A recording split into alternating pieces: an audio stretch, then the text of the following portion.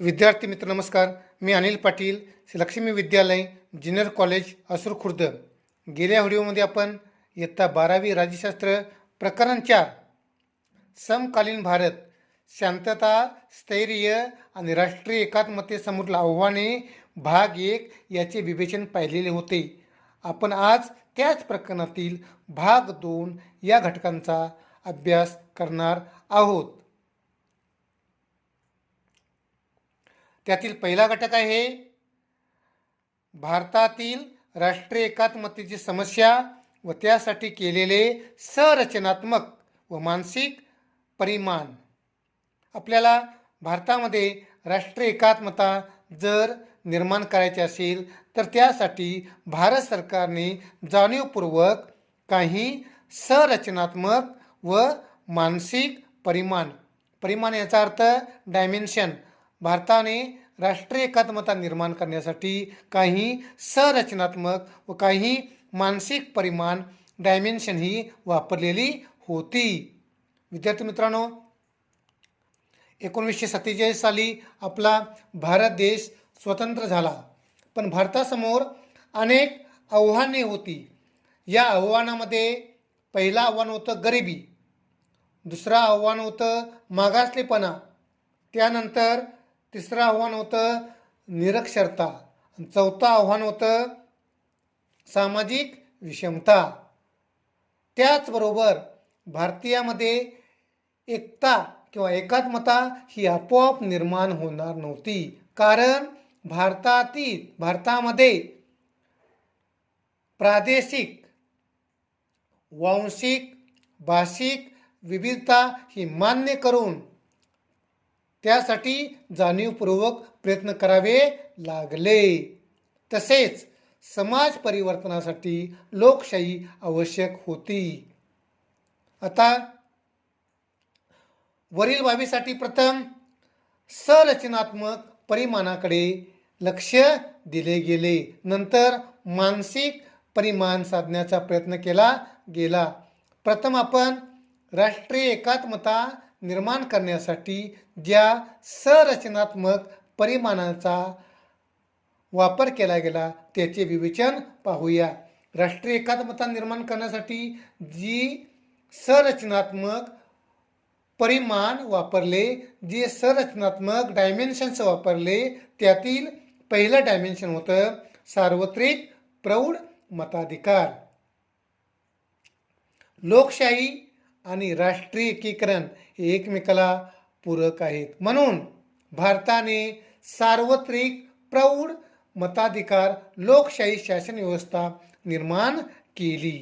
भारताने सार्वत्रिक प्रौढ लोकशाही व्यवस्था ही निर्माण केली. त्यामध्ये समाजातील विविध गटांचा शासनामधील सहभाग वाढवण्यासाठी प्रातिनिधिक लोकशाही पद्धतीचा स्वीकार केला गेला.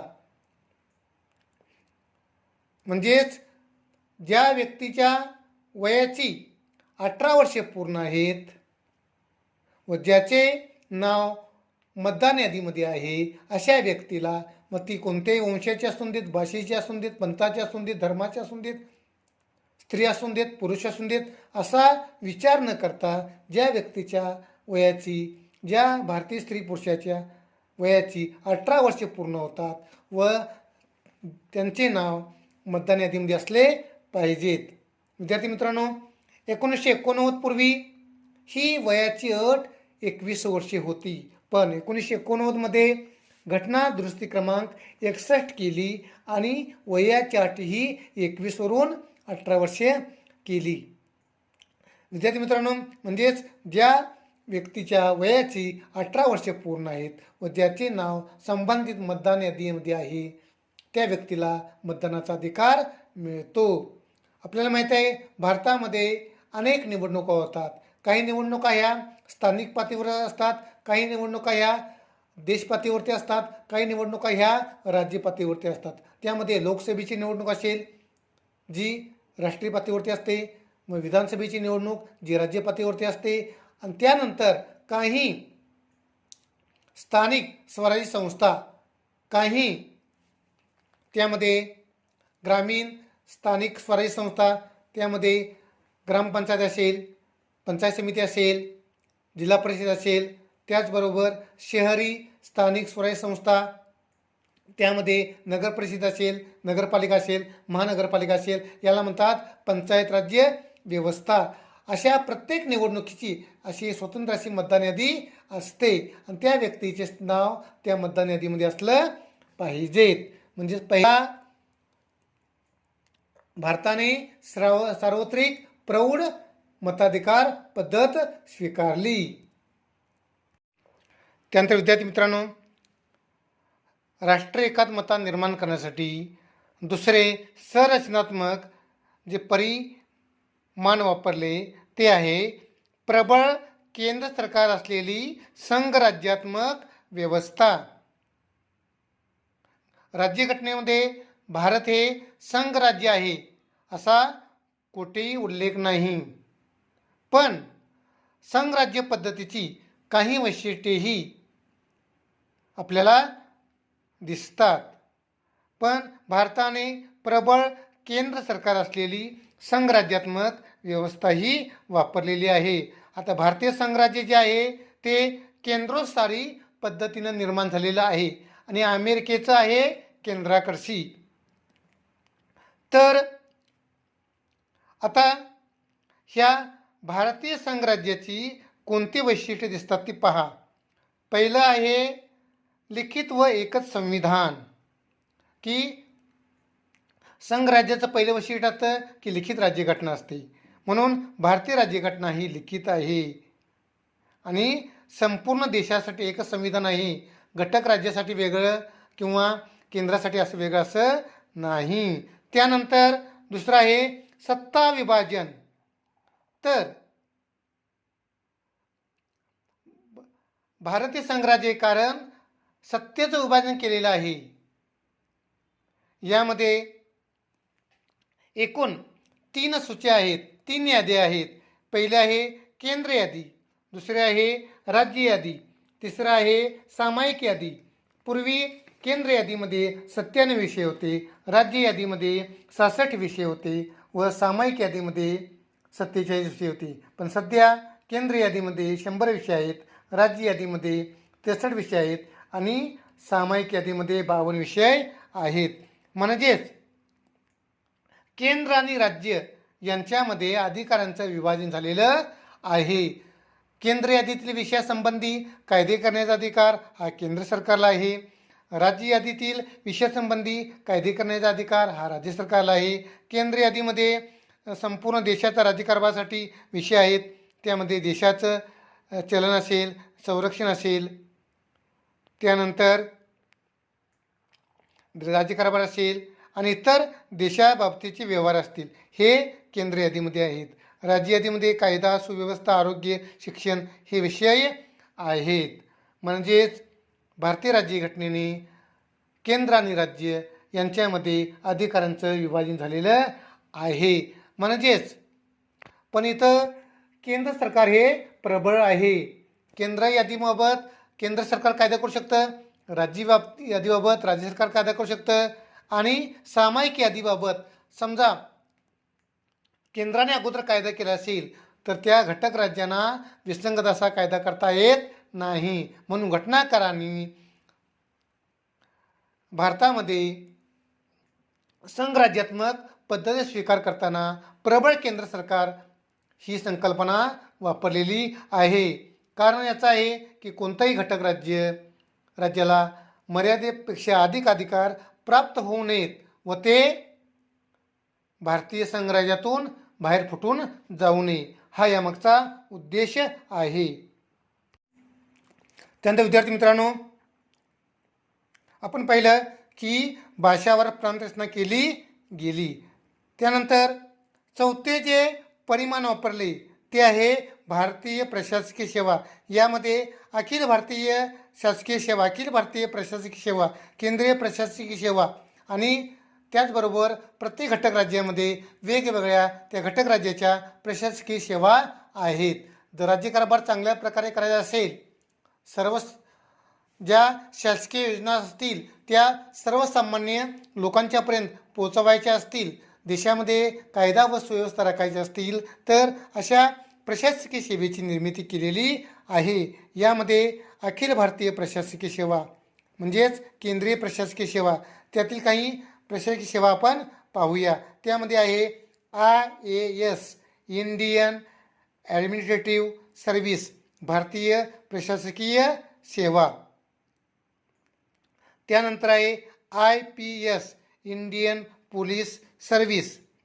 त्यानंतर आहे इंडियन फॉरेन सर्व्हिस, भारतीय विदेश नीती किंवा सेवा.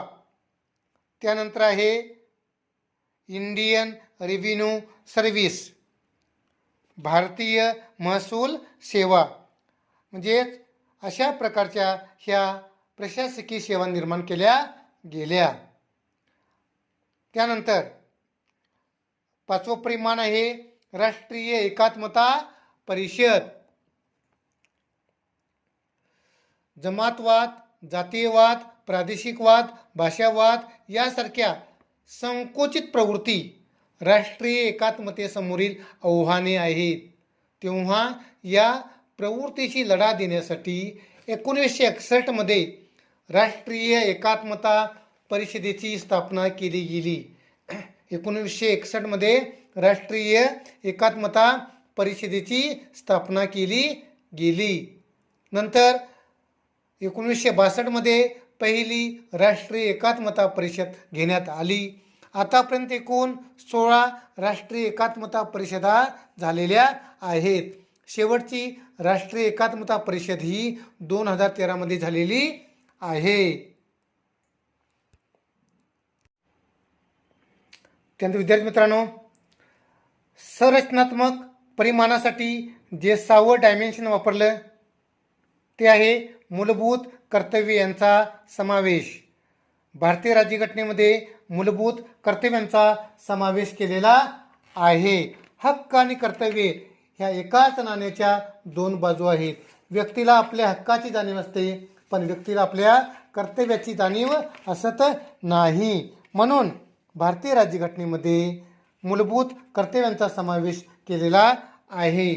आता ही सुरुवातीला ही एकूण 10 कर्तव्ये होती, पण नंतर 11वं कर्तव्य त्यामध्ये समाविष्ट केलं गेलं. आता आपण 11 कर्तव्यांचा थोडक्यात आढावा घेऊया. पहिलं कर्तव्य आहे, मूलभूत कर्तव्य आहे संविधानाचे पालन करणे, संविधानातील आदर्श, संस्था, राष्ट्रध्वज व राष्ट्रगीत यांचा मान राखणे. दुसरं मूलभूत कर्तव्य आहे स्वातंत्र्य लढ्याला प्रेरक ठरलेल्या उदात्त आदर्शांची जोपासना करणे व त्यांचे अनुकरण करणे. तिसरं मूलभूत कर्तव्य आहे देशाचे सार्वभौमत्व, एकता व एकात्मता उन्नत राखणे व त्यांचे संरक्षण करणे. त्यानंतर 4थं मूलभूत कर्तव्य आहे देशाचे संरक्षण व देशसेवा करण्यास तयार राहणे.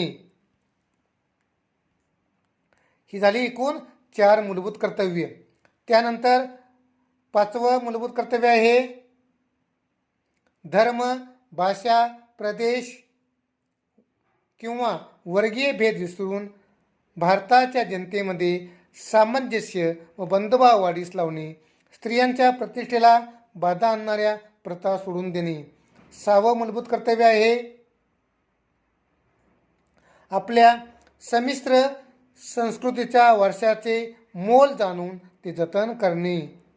7वं मूलभूत कर्तव्य आहे जंगले, सरोवरे, नद्या, पर्यावरणाचे रक्षण करणे, त्यात सुधारणा करणे व प्राणीमात्राबाबत दयाबुद्धी बाळगणे.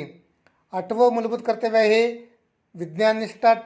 वैज्ञानिक दृष्टिकोन, मानवतावाद व शोधक बुद्धी व सुधारणा वृत्ती यांचा विकास करणे. 9वं मूलभूत कर्तव्य आहे सार्वजनिक मालमत्तेचे रक्षण करणे. 10वं मूलभूत कर्तव्य आहे व्यक्तिगत व सामुदायिक अशा सर्व कार्यक्षेत्रात यश मिळवण्यासाठी झटणे. त्यानंतर 11वं मूलभूत कर्तव्य आहे 6 ते 4 वयोगटातील मुलामुलींना त्यांच्या पालकांनी शिक्षणाची संधी द्यावी. म्हणजेच राज्यघटनेमध्ये एकूण आता 11 मूलभूत कर्तव्ये आहेत आणि या कर्तव्यांचा समावेश भारतीय नागरिकांनी त्यांच्या कर्तव्याचे पालन करावे. व्यक्ती आपल्या हक्काबाबत जागृत असते, पण व्यक्तीला त्याच्या कर्तव्याची जाणीव व्हावी यासाठी या मूलभूत कर्तव्यांचा समावेश केलेला आहे. त्यानंतर विद्यार्थी मित्रांनो आपण पाहणार आहोत राष्ट्रीय एकात्मता साधण्यासाठी अनेक मानसिक परिमाणांचा उपयोग केला गेला. विद्यार्थी मित्रांनो, राष्ट्रीय एकात्मता निर्माण करण्यासाठी काही मानसिक परिमाणांचा वापर करण्यात आला. यामागचा उद्देश होता की भारतीयांमध्ये राष्ट्रनिष्ठा निर्माण करणे, भारतीयांच्यामध्ये राष्ट्रभक्ती निर्माण करणे. कारण ही राष्ट्रनिष्ठा, राष्ट्रभक्ती, देशाबद्दलचे प्रेम निर्माण झाले तर आपोआप राष्ट्रीय एकात्मतेची समस्या ही सुटली जाणार होती.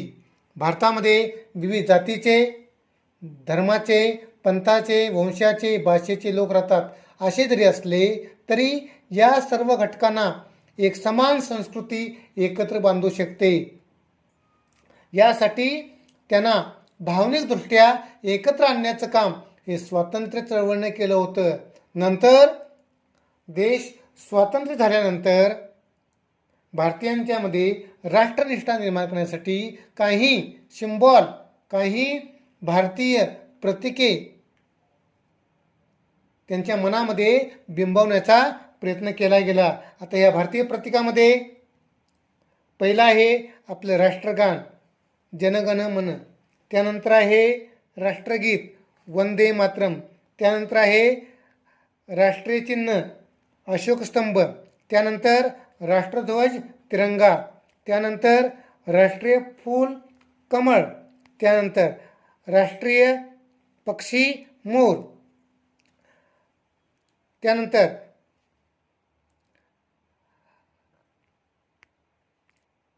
राष्ट्रीय प्राणी वाघ, त्यानंतर अनेक राष्ट्रीय स्मारके असतील, त्यानंतर राष्ट्रीय फळ आंबा, राष्ट्रीय वृक्ष म्हणजे वडाचे झाड, आणि त्यानंतर राष्ट्रीय मुद्रा रुपया. म्हणजेच भारतीयामध्ये एक प्रकारची राष्ट्रीय एकात्मता रोजवण्यासाठी जे मानसिक परिमाण वापरले त्यासाठी नॅशनल सिम्बॉल्स राष्ट्रीय प्रतीकांचा वापर केला गेला. तर विद्यार्थी मित्रांनो, आपण आज या व्हिडिओमध्ये भारतातील राष्ट्रीय एकात्मतेची समस्या व त्यासाठी केलेले संरचनात्मक व मानसिक परिमाण यांचा अभ्यास केलेला